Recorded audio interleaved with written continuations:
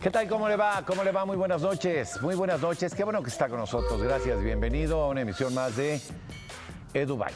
Eso, me da gusto saludarles. Soy Enrique Lascano. ¿Cómo estás, Gris? Un saludo para ti. Y un saludo para usted. ¿Cómo le fue de fin de semana? ¿Cómo le fue en el primer día, si es el caso, laboral? Bueno, pues esperamos que muy bien. Esperamos que sea una semana de grandes éxitos, de grandes realizaciones, de cosas buenas y que por lo pronto pues, se quede con nosotros los próximos minutos. Mire, vamos a tener una entrevista del tema de educación para la salud muy interesante, para los hombres particularmente. Y luego vamos a hablar de libros con un editor español que tiene un proyecto muy interesante con algunos de los más grandes escritores del mundo, premios Nobel de literatura. Siempre hablar de libros es un gran tema, ¿no? Así es que, bueno, tenemos eso, tenemos reportajes. Quédense con nosotros de aquí a las 22 horas, tiempo del centro. Vamos a tomarle juntos el pulso a México y al mundo en estos temas. Aquí comenzamos.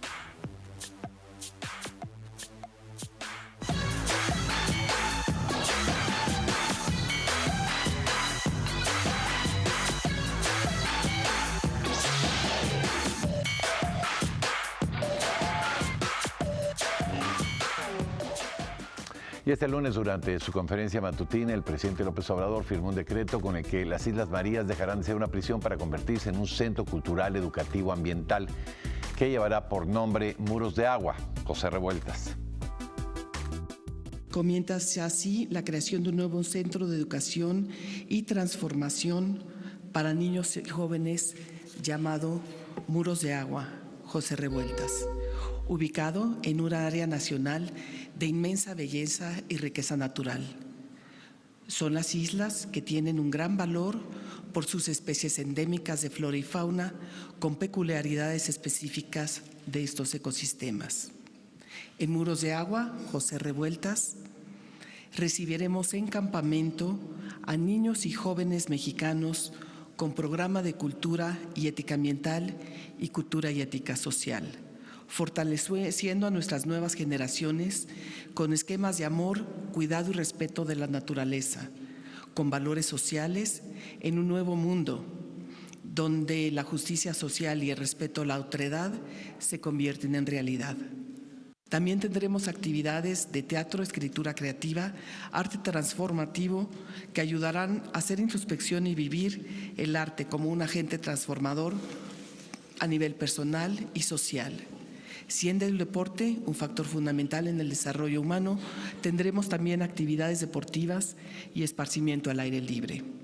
En este proyecto contamos con el trabajo de instancias federales como la Secretaría de Cultura, Secretaría de Marina, CONACYT, Secretaría de Gobernación, Educación Pública y Deporte, universidades y tecnológicos a todo lo largo del territorio, al igual que con los estados de la República. En su oportunidad, el secretario de Turismo, Miguel Torruco, dio a conocer un convenio firmado con el gobierno español para el intercambio de proyectos en política turística.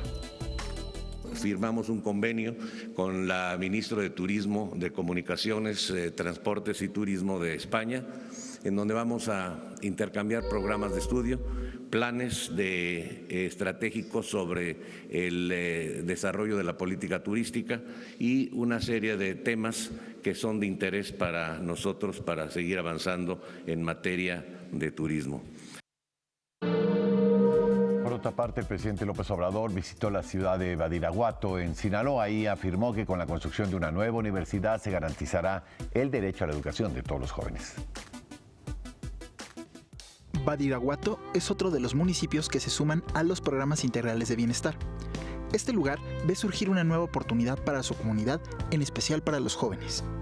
Que tengan opciones, garantizar a los jóvenes el derecho al estudio y el derecho al trabajo. Muchos se vieron obligados a tomar el camino equivocado de las conductas antisociales porque no tuvieron opciones, porque no tuvieron alternativas. El mexicano, el ser humano, no es malo por naturaleza, son las circunstancias las que llevan a muchos a tomar el camino equivocado. Pero eso ya se terminó, para eso es el cambio, para que todos tengan oportunidades y todos puedan tener trabajo y bienestar. Estudiantes de nivel primaria, secundaria y nivel medio superior recibirán 1,600 pesos bimestralmente. Aquí, nada más en Badiraguato, en el municipio, 734 jóvenes que están estudiando nivel medio superior van a tener esta beca.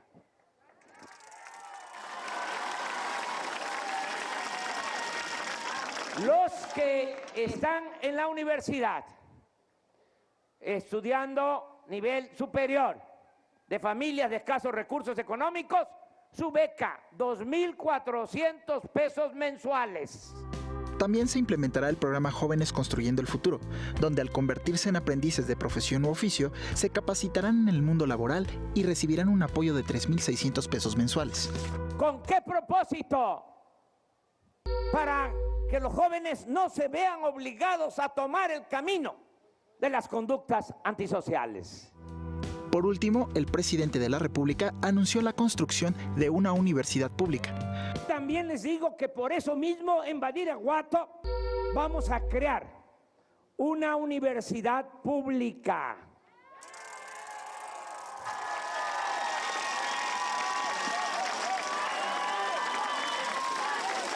Con la especialidad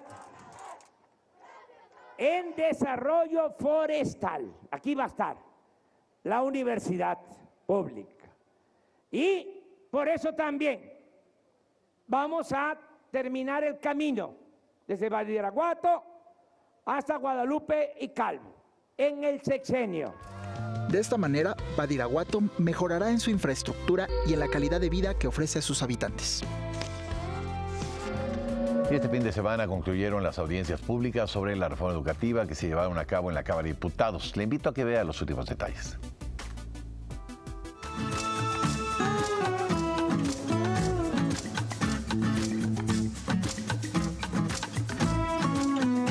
En la conformación de un nuevo sistema educativo en México, todas las voces tienen cabida. Padres de familia, estudiantes y autoridades educativas estatales y federales hicieron sus planteamientos a los diputados que dictaminan la iniciativa de reforma educativa enviada por el presidente Andrés Manuel López Obrador.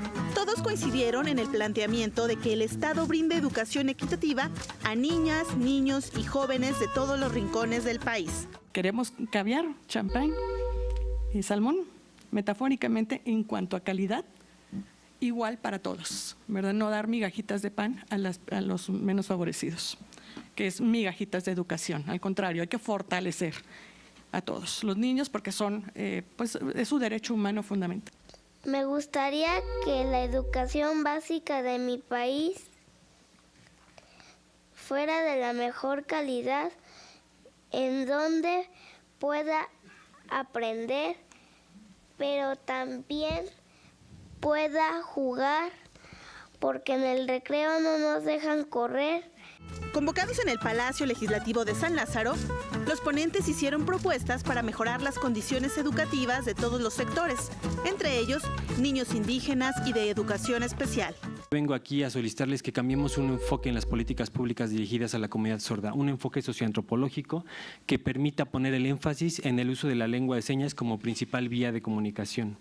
Si trasladamos este tema al sistema educativo, implica que tendría que haber también un modelo educativo bilingüe bicultural, como ya lo mencionaban hace un rato, considerando el uso de la lengua de señas al interior del salón, pero además con profesores sordos.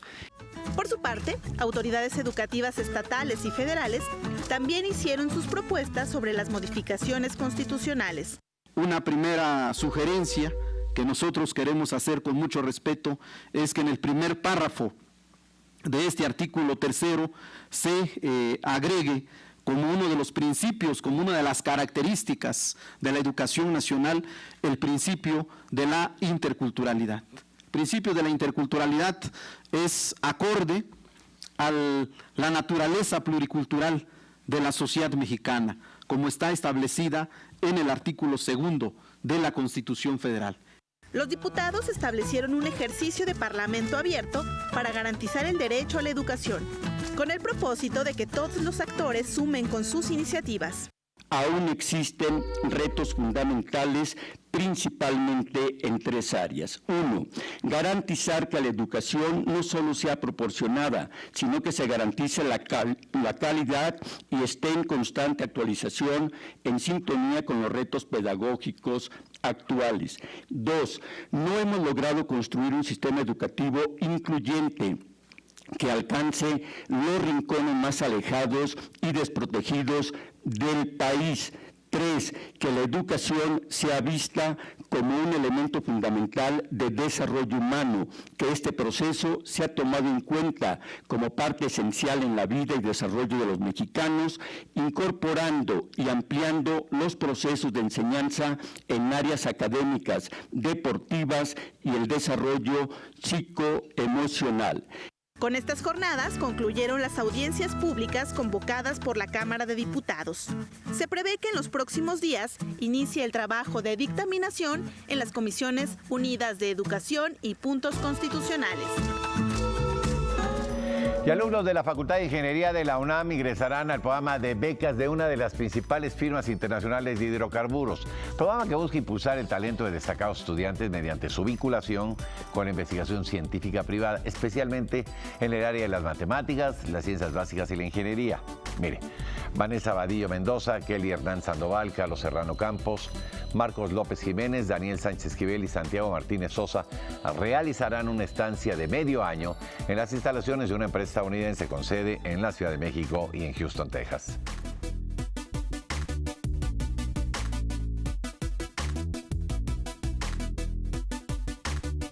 Valores de la convivencia escolar. Perseverancia es el esfuerzo continuo que realizamos para alcanzar nuestros objetivos, a pesar de los obstáculos que pueden surgir en el camino. Somos perseverantes cuando trabajamos con constancia, firmeza y tenacidad. Ser perseverante y no darse por vencido es un elemento fundamental para tener éxito. Para aprender a aprender, es necesario aprender a convivir.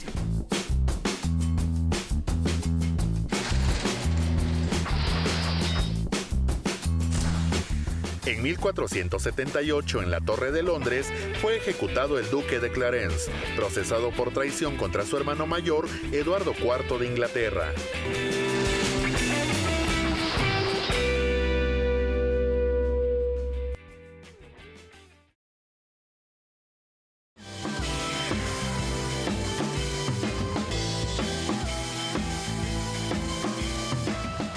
Bueno, vámonos con otro tema. Febrero es el mes de la salud del hombre. Durante estos días se van a llevar a cabo diversas actividades para promover el cuidado de la salud, particularmente en los hombres. Y para platicar sobre este tema nos acompaña aquí en el estudio el doctor Alberto Bazán. Él es el jefe de la división de cirugía del Hospital Juárez de México. ¿Cómo le va, doctor? Muy bien, muchas gracias. Gracias por acompañarnos. Primero agradecerles la oportunidad de poder estar en este foro y poder llegar también a la población contribuyendo a eso que llamamos educación para la salud. Bueno, pues ese es un asunto importante. Hay que generarnos una cultura de la prevención de la salud, doctor. Efectivamente, hay enfermedades que han tenido como una incidencia mucho más notoria. Quizás a lo mejor igual la metodología diagnóstica se ha ido haciendo un poco más minuciosa y la tecnología se ha ido como habiendo la posibilidad de tener acceso a las instituciones para el servicio de los pacientes y eso ha hecho que los diagnósticos sean cada día mayores. Antes, todas estas semanas y generalmente era el tema de la mujer. Ahora se ha abierto este abanico y se incluye al hombre, pues con uno de los padecimientos propios de su condición de hombres, pues que es el tema de la próstata, doctor. Sí, sabemos muy bien que, y casi es del dominio de la población, al menos médica, que se ha incrementado de manera importante el diagnóstico de los pacientes que tienen cáncer de próstata. Igual también se ha incrementado la mortalidad, no solamente en México, sino a nivel mundial. de este tipo de padecimiento y convirtiéndose en la tercera causa de muerte de problemas de neoplasias en el hombre. Igual, como lo dijimos al inicio, el diagnóstico cada vez es más frecuente. Quizás la enfermedad siempre ha persistido y lo único que hemos hecho es tener como más acceso de la población a los sistemas de salud y como también un poco más de detalle en cuanto a las posibilidades del diagnóstico. Ok, creo que ha sido claro el tema de el antígeno prostático, el tacto rectal, cada cuánto tiempo se lo tienen que hacer los hombres. El tema es que pues no es un examen que a nadie le gusta, pues no, pero me parece que por ahí ha habido una reticencia incluso para hacérselo, pues por la propia condición del examen, doctor, ¿no? ¿Es así? Sí, yo creo que, sería conveniente igual que el auditorio supiera que es la próstata, primero. Bueno, estamos hablando ya un poco más de detalle. Y la próstata, la podemos definir como un órgano que forma parte del aparato urogenital, que se encuentra por delante de la vejiga y que es atravesado por la uretra y que está atrás del pubis y por delante del recto en el hombre. Esa es la próstata. Igual, la sintomatología sería conveniente que la población la supiera. Puede pasar asintomático, como todos los cánceres, sí, pero igual puede estar problemas obstructivos a la salida de la orina, que son los que más frecuentes se pueden manifestar. Y puede ver y también como baja de peso y también como doloroso, igual dependiendo de la evolución o del estadio por el que curse la enfermedad. ¿Cómo haríamos el diagnóstico? No a toda la población se le va a hacer antígeno prostático específico, no a toda la población se le va a hacer biopsia de próstata, sino a toda aquella población que por algún motivo pudieran tener acceso a los servicios de salud, lo cual es muy recomendable. Que el hombre después de los 40 años, después de los 50 años, empiece a tener asistencia a los servicios de salud. Quizás a través del médico general o quizás también acudiendo directamente con el urólogo. Esa población que podemos llamar de riesgo, porque todos los padecimientos, incluyendo los oncológicos, tienen riesgo, entendiendo como riesgo todos aquellos fenómenos que den la oportunidad que se presente más frecuente en una enfermedad o que se presente una enfermedad. Esa población de riesgo seguramente va a tener ciertos criterios para que nosotros solicitemos una biopsia de próstata. Igual, habrá otros elementos que nos den la oportunidad de ser más específicos en aquellos pacientes que son candidatos a tener un estudio histopatológico. Por ejemplo, aquellos pacientes de más de 50 años o de más de 40 años, dependiendo de las condiciones propias de los enfermos. O que el papá a lo mejor tuvo... Que por algún motivo, por riesgo, como manejamos alguna vez, sean pacientes que tienen el antecedente que en la familia hay o un paciente, el tío, el abuelo o el papá que tuvieron cáncer de próstata y que eso hace que los estudios de diagnóstico sean mucho más específicos y más detallados. Es decir, que exista un riesgo y que haya sintomatología o no haya sintomatología igual, porque habíamos dicho que puede causar asintomático. A esos pacientes igual se les hace su evaluación por ultrasonido, se les hace su determinación de antígeno prostático, definiendo como antígeno prostático una proteína que se encuentra en el semen y se encuentra en la sangre y que es producida específicamente por la próstata.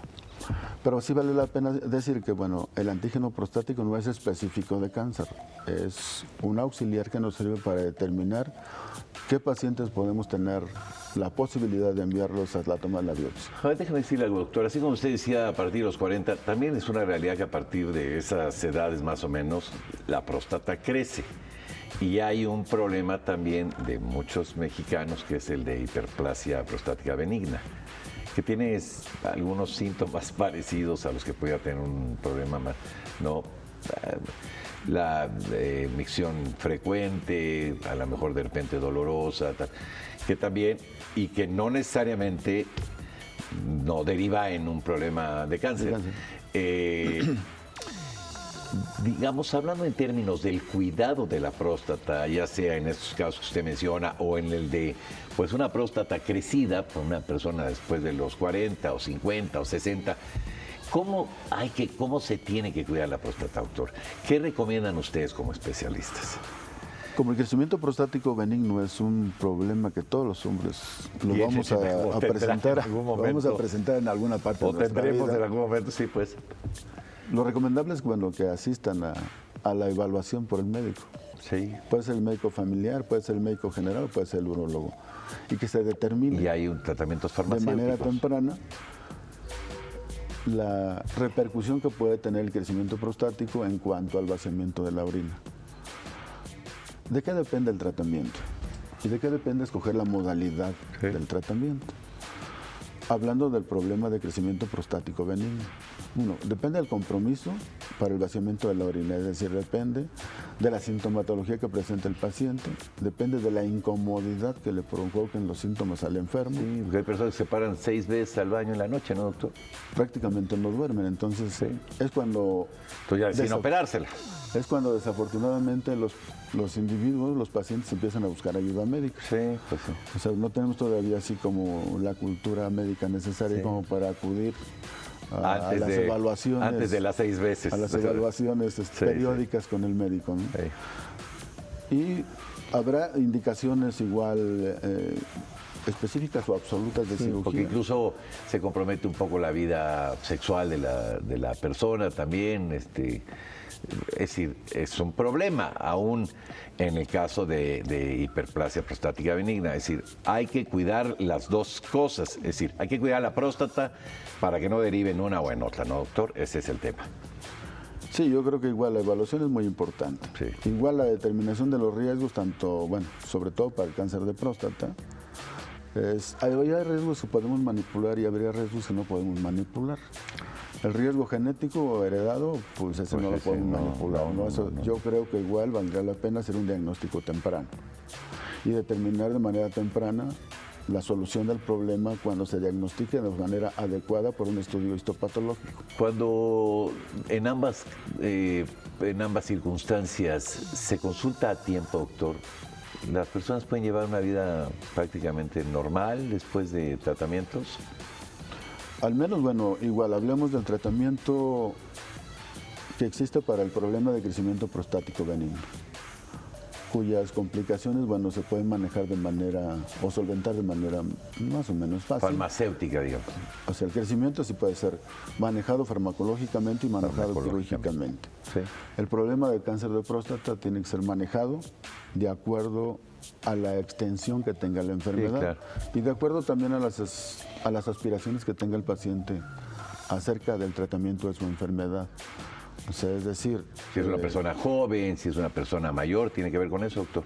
Sí, tiene que ver con eso. Por ejemplo, pongamos varios ejemplos para darnos la idea de cómo se selecciona el tratamiento del cáncer de próstata. Paciente de 80 a 90 años de edad, vamos a poner 90 años de edad, que tiene un padecimiento oncológico en la próstata y que está en estadio inicial y que tiene solamente el cáncer dentro de su próstata.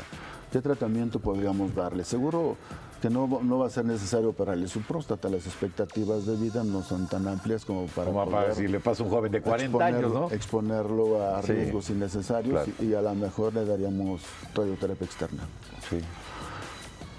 Vamos a poner otro paciente, un paciente de 65 años de edad, con una comorbilidad importante, es decir, con otras enfermedades agregadas, igual con un padecimiento oncológico de su próstata, localizado a la próstata igual.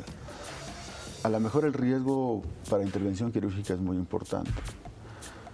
Igual a lo mejor le damos la oportunidad de tener la misma expectativa de manejo con radioterapia, tanto interna como externa. Y no lo sometemos al riesgo de una cirugía que puede ser desastrosa para el paciente. Doctor, ¿los pueden ir a ver a ustedes ahí al hospital? Sí. Invítelos, ¿no, doctor? Invitamos a la población a que acuda igual a los servicios de urología o los servicios de oncología para tener evaluaciones periódicas, sobre todo aquellos pacientes que tienen factores de riesgo para el problema de cáncer de próstata, igual al resto de la población masculina que tenga más de 45 o 50 años y que empieza a tener problemas para la micción. Bueno, hombre, pues ahí está en esta jornada por la salud, en esta cruzada por la salud permanente que hace el Hospital Juárez de México, pues ahora viene el jefe de la división de cirugía, el doctor Bazán Soto, para que reflexione usted sobre este tema y si es la circunstancia, pues ahí los van a atender. Nos van a atender siempre con cortesía y con excelencia médica. Doctor, gracias por haber venido a platicar con nosotros. Muy amable. Le agradezco mucho que esté con nosotros. Muchas gracias. No nos vamos, regresamos. No se vaya, tenemos todavía más aquí en Edu Byte.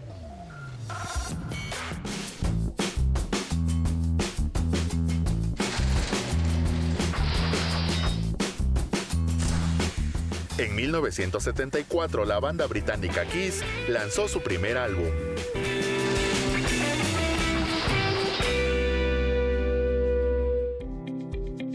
Prepa en línea CEP es un servicio educativo de calidad, gratuito, innovador y 100% en línea. Regístrate del 16 de enero al 27 de febrero en la página de la CEP.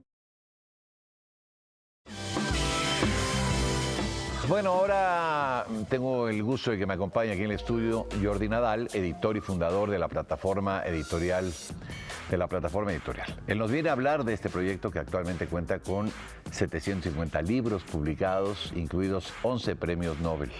11 premios Nobel, ¿no?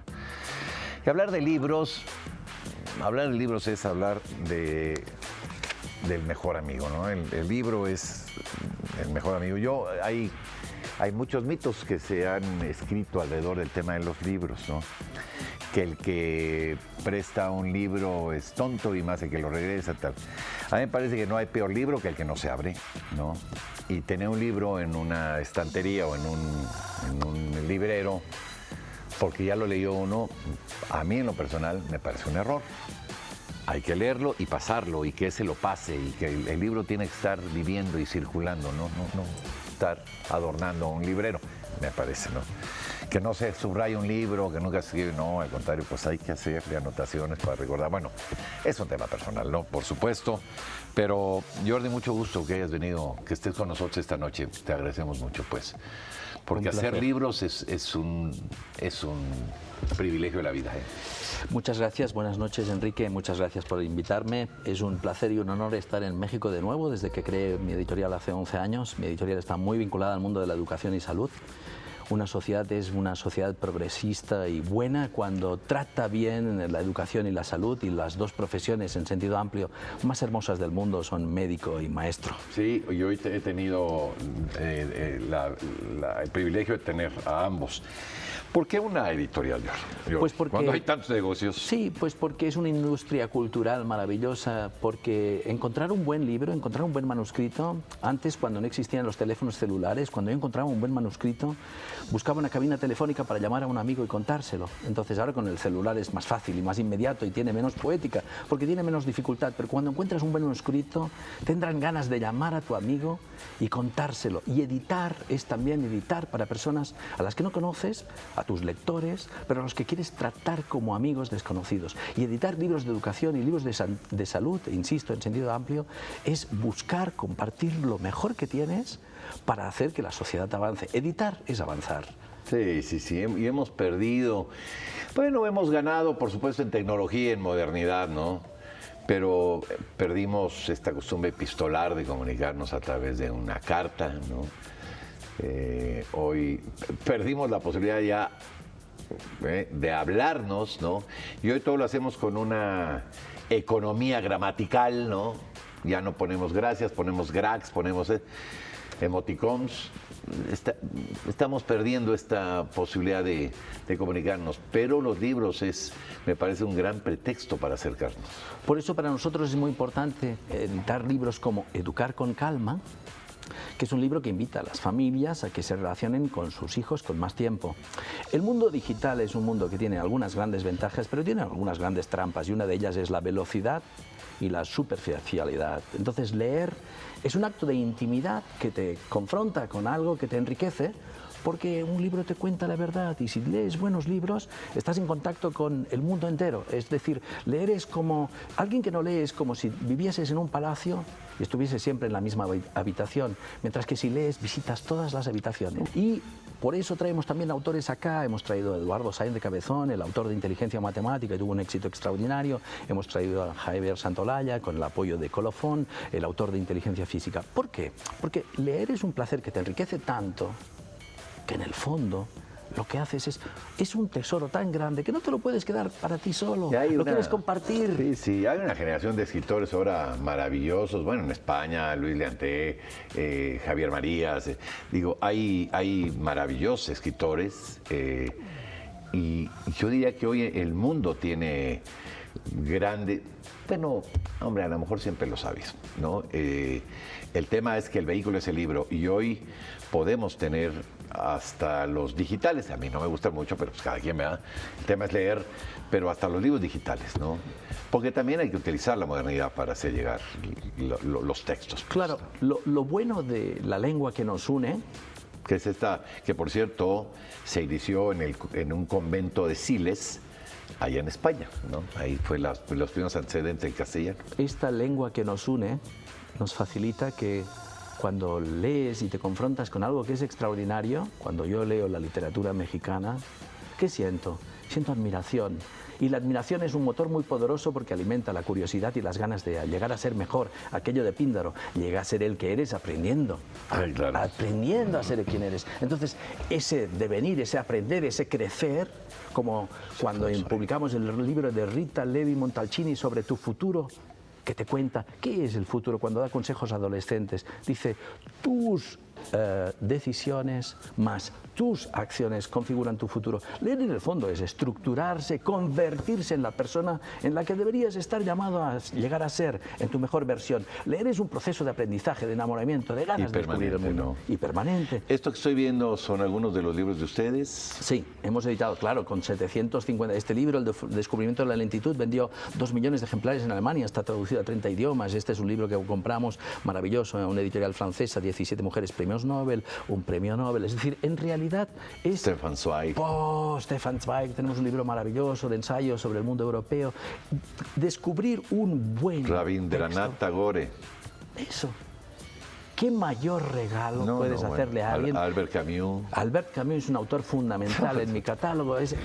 Hizo un libro de aforismos de Albert Camus, Breviario de la condición humana, que es el título de una conferencia que él dio en Buenos Aires en los años 50, que es un libro de aforismos. Tardé 20 años en conseguir los derechos de ese libro. Mucho antes de construir mi editorial, ya sabía que quería editar ese libro y hablé con la hija de Camus. Entonces, lo bueno es que cuando tienes un deseo, luchas por él, te esperas y a veces lo consigues. La medida de nuestra grandeza es aquella la que sea lo de nuestros sueños y las ganas de luchar por ellos. Por eso es tan importante la educación. ¿Dónde ve uno el catálogo de los libros de ustedes? ¿Sí? Bueno, Colofón lo distribuye, se puede entrar en nuestra página editorial. Colofón lo hace con un mimo y una profesionalidad. Ayer estuve con ellos, me encontré hoy con ellos. Ustedes saben, en 11 años es la primera vez que viajo cruzando el Atlántico para hablar sobre mi editorial. ¿Por qué? ¿Por qué empezar aquí? ¿Dónde mejor? Sí, pues México tiene... Es un país tan grande que lo que merece es venir a contarlo con ilusión y gratitud. Y lo que noto es que aquí la gente valora tanto la educación que puedes contárselo y sabes que siempre serás bien escuchado. Entonces, se encuentra en nuestra página web, se encuentra en las páginas de Colofón, se encuentra en cualquier lugar. Hoy lo bueno del mundo tecnológico es que si alguien tiene un celular, conexión de internet y curiosidad, accede, si busca bien, a las buenas cosas. Fíjate que los editores o los hombres y mujeres, como Carmen, estaba yo pensando, que se han dedicado a apoyar los libros y a revisar la literatura latinoamericana, permitieron en su momento, ¿no? Y hay que reconocerlo, que todos estos escritores del boom latinoamericano se conocían en el mundo, ¿no? Y eso fue una mujer española. Sí, lo bonito de esta industria, que es una industria cultural, es que nos permite a las personas hacer cosas que valen la pena. Y ahora que con el mundo de la tecnología es tan fácil recibir tanta información, si recuerdas la película Lo Imposible, que hay aquella imagen del tsunami que te lo llena todo de agua, eso es el mundo de Internet. Después de un tsunami estamos rodeados de agua, pero no es potable. Mientras que un editor, ¿qué hace? Transmite agua potable. En un mundo lleno de información, de demasiada información. Lo que hacemos los editores es seleccionar cosas sin prisa, porque a diferencia de un Twitter que puedes expresar tu enojo, tu alegría inmediatamente, superficialmente, rápidamente, y a veces te equivocas y haces daño, cuando yo quiero editar un libro me tengo que esperar como mínimo 6 meses y gastar mucha plata. Y había un publicista de Estados Unidos que decía, los principios solo son principios y cuestan dinero. Cuando yo elijo un libro me tengo que esperar y tengo que gastarme plata, y eso me da una enorme paciencia y una enorme voluntad de luchar por lo que vale la pena. Claro, ¿cómo seleccionas hablas de 11 premios Nobel, bueno, ¿cómo se selecciona quién? Nosotros recibimos 2.500 manuscritos al año en España, entonces tengo 15 personas en mi equipo, un equipo magnífico de 33 Revisándote. edad media 33 años, 9 mujeres, 6 hombres, más un montón de externos que leen, y somos como buscadores de oro, y a la que encontramos una pepita de oro, nos lo contamos, estamos buscando talento todo el día, somos transmisores, somos intermediarios de talento, por eso nos importa tanto descubrir a esas personas que tienen una historia poderosa detrás y que la quieren contar, porque el mundo, mientras haya gente que se ocupa de educación y de salud y de gente que quiera contar historias, tiene esperanza. Mientras haya gente que quiera hacer cosas que valen la pena, que aportan y que siembran futuro y lo quieran contar bien, tenemos esperanza. Eso es interesante. El proceso creativo, bueno, pues vendrá después de que se selecciona un texto, ¿no? Escoger la portada, el tiraje, no sé, meterlo a galeras, pero es un proceso de privilegio, diría yo. En realidad, escoger un libro, acercárselo a la población, a los lectores, es un privilegio. Es una enorme responsabilidad, es un privilegio, es una responsabilidad la misma que estás ejerciendo tú al ser generoso y permitirme a mí contarlo a un país al que quiero, respeto y admiro tanto como el vuestro, ¿no? Entonces, todas las personas que intervenimos en aquello que podemos mostrar lo que los demás hacen, tenemos una responsabilidad y la tenemos que ejercer con ilusión, con ambición y con alegría y con mucho respeto y mucha humildad. Jordi, estos libros están en la web, ahí puede uno leerlos electrónicamente también. Uno puede ir a plataformaeditorial.com, encuentra los libros, en Colofón encuentra los que están disponibles en México, están todos disponibles electrónicamente, y hoy en el mundo digital, cuando alguien tiene un deseo, un celular y plata, todo está hecho para poderlo facilitar, entonces hay que tener muchas ganas para no encontrar buenas cosas. En el fondo lo que tenemos que hacer al gestionar nuestra vida es gestionar nuestro tiempo, buscar aquello, entre tanta información, aquello que es valioso. Y todos los que estamos en el mundo de la comunicación, editar en latín viene de sacar a la luz, tenemos la responsabilidad de compartir aquello que es valioso y construir, insisto, de nuevo, futuro compartido. Pues hombre, yo te agradezco que hayas venido a platicar con nosotros, que nos cuentes de esta aventura que debe ser formar una editorial, editar a plumas como Albert Camus, como Stefan Zweig, en fin, personajes que han cambiado la vida de quienes los han leído, y que estés empeñado en seguir en este camino, ¿no? Que México sirva de plataforma también para estos propósitos. Qué bueno, porque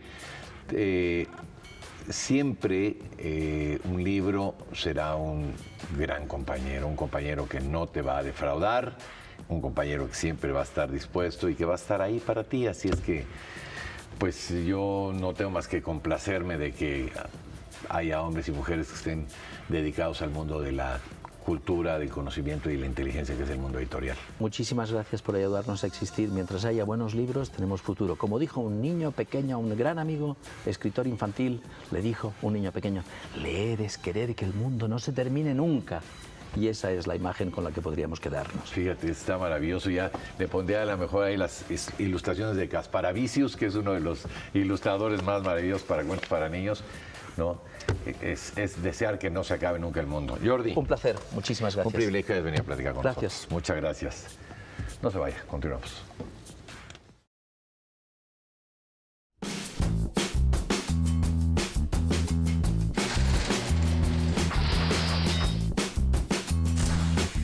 En 1979, en el desierto del Sahara, se registró su primera nevada.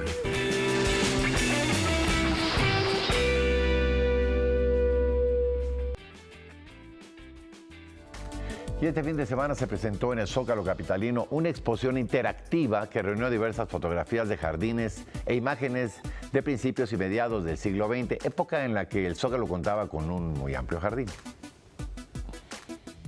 El Zócalo capitalino lució como en sus mejores tiempos.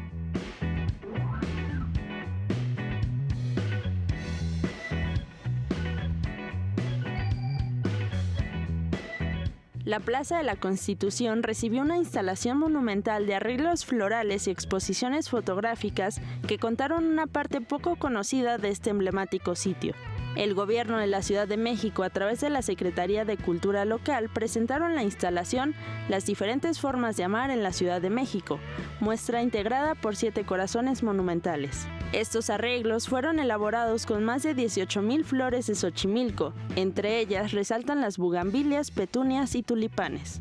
Quisimos generar una lluvia de flores preciosas que se transformara en 7 enormes corazones de diversas flores que van a estar ornamentando el Zócalo capitalino a efecto de recordarnos que existen distintas formas de amar en esta ciudad.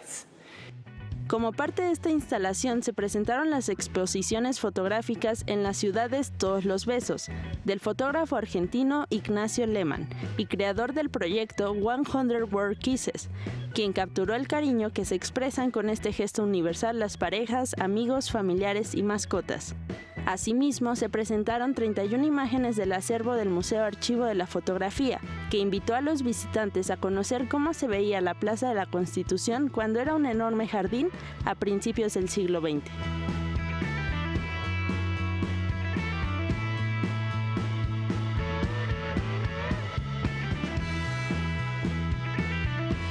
La instalación Las diferentes formas de amar en la Ciudad de México tuvo como objetivo principal formar un espacio de desarrollo cultural y social a través de la creación de comunidad.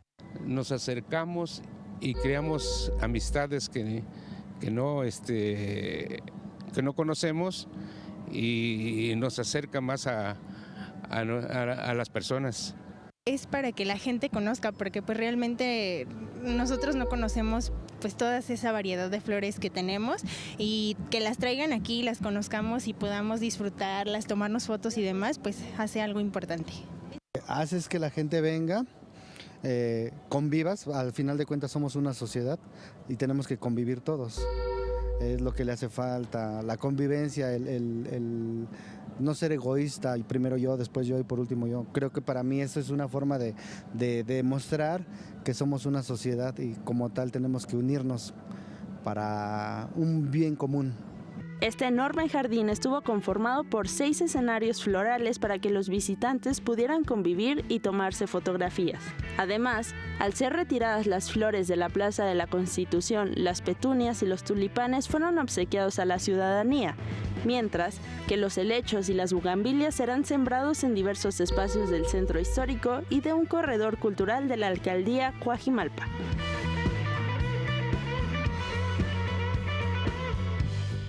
En su 8ª edición, la revista Inundación Castálida rindió homenaje a la escritora Margot Glantz. ¿Quiere conocer los detalles de este ejemplar? Vea usted.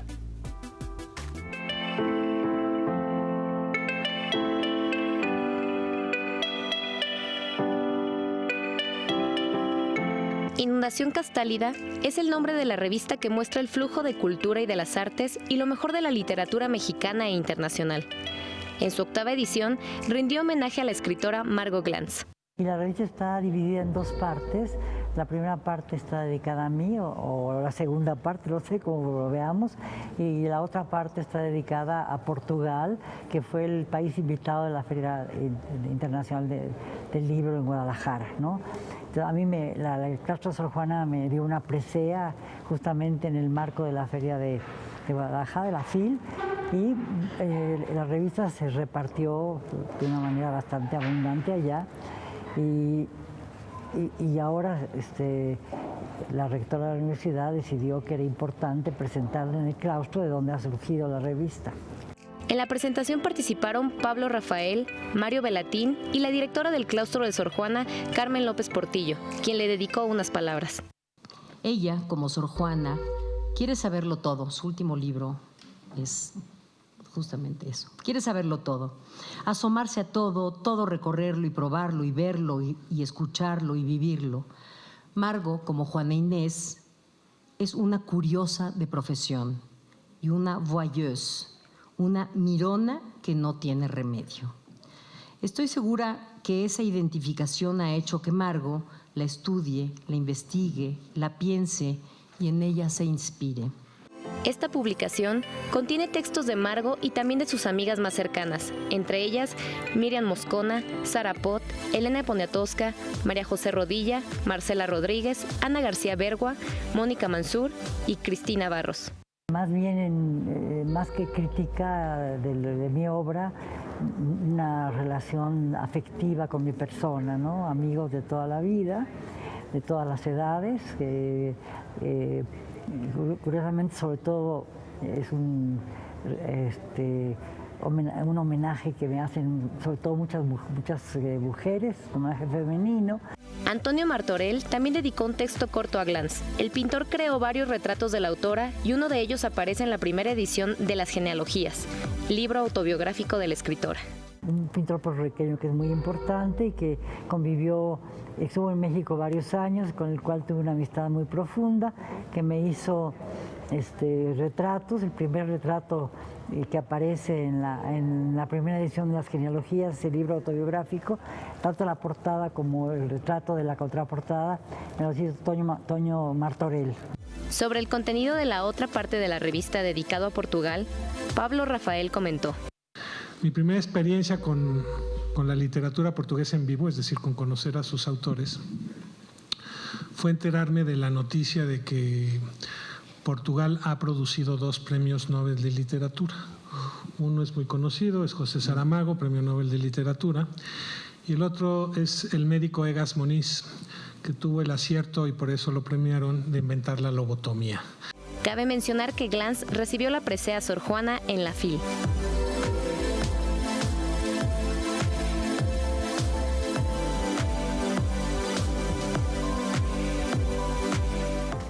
Y mire, la curadora Itala Schmelz presentó el libro Los cuerpos de la imagen, ejemplar que reúne diversos trabajos de renombrados exponentes de la fotografía y en los que se muestra la relación de la imagen con diferentes campos de trabajo. Vea usted. Itala Schmelz es gestora cultural y crítica de arte. Ha dirigido espacios como la Sala Siqueiros, el Museo de Arte Carrillo Gil, el Centro de la Imagen, entre otros. Actualmente presenta el libro Los cuerpos de la imagen, resultado del encuentro Las 3 eras de la imagen, actualidad y perspectiva en los estudios visuales, realizado en enero de 2015 en Ciudad de México por 17 Instituto de Estudios Críticos y el Centro de la Imagen. Nos dimos cuenta que no era tan sencillo, que no había directamente áreas académicas que cubrieran todos los aspectos de los estudios visuales, que había muchas ideas, que había mucha admiración por autores muy importantes que estaban dando marcos muy novedosos para entender una sociedad muy cambiante, que sobre todo ha cambiado en el sentido de que se ha vuelto cada vez más icónica, iconofágica y digamos, contaminada visualmente. La imagen incluye ámbitos como el cine, la fotografía, la televisión, el video, los medios digitales, la publicidad, las historietas, la caricatura y el fotoperiodismo. El uso digital de las herramientas, la posibilidad de generar fotografías, de hacer video, de transportarlas vía los celulares, ha cambiado totalmente el estatus del artista, ¿no? Sobre todo el fotógrafo. Todo eso estaba en juego y eso es lo que nos convocó a hacer ese coloquio.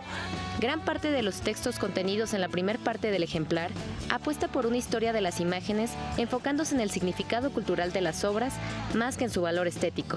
En este libro, la manera en la que hemos dividido la participación de los ponentes es en 3 grandes grupos. El primer grupo responde a autores de gran talla internacional que han generado propuestas conceptuales y teóricas para abordar hoy en día las imágenes. En él se recogen textos de renombrados exponentes nacionales e internacionales como Jean-Luc Nancy, Kate Moxie, Mara Mills, Miguel Ángel Hernández Navarro, Sergio González Rodríguez, por mencionar algunos. La segunda parte del volumen está dedicada a un merecidísimo homenaje a José Luis Brea, filósofo español fallecido, su viuda, María Virginia Jagua, también ella una teórica, una curadora muy importante mexicana, nos propone que revisemos este libro llamado Las tres eras de la imagen, realizada por José Luis Brea. Vienen especialistas españoles, se arma una mesa dedicada a este tema, las tres eras de la imagen, la época tradicional, donde las imágenes son únicas y repetibles, la pintura. En la última parte, el libro ofrece un mapeo entre quienes están pensando y cómo se está pensando la producción de imágenes en México. Esa distancia crítica que nos permite hacer memes, por ejemplo, ese es un poco en donde a mí me gustaría que nos ubiquemos, la capacidad de responder a imágenes coercionantes con sus deconstrucciones críticas. Itala Schmelz asegura que el lector encontrará reflexiones sobre el cine mexicano, la ficción televisiva en México, la imagen digital e inclusive la profusión de las imágenes de violencia del crimen organizado y cómo interactúan las expresiones artísticas con esta realidad. El libro se podrá encontrar en múltiples librerías del país y en el Museo Universitario de Arte Contemporáneo.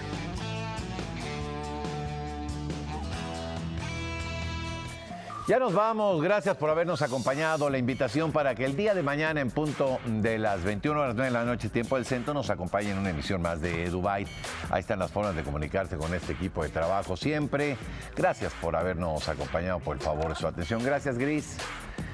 Y gracias a usted, y yo, por supuesto, agradezco a este equipo de trabajo que nos haya permitido llegar una vez más hasta su pantalla. Gracias. Soy Enrique Lascano y en nombre de todos ellos, que tenga usted un muy venturoso principio de semana. Muy buenas noches.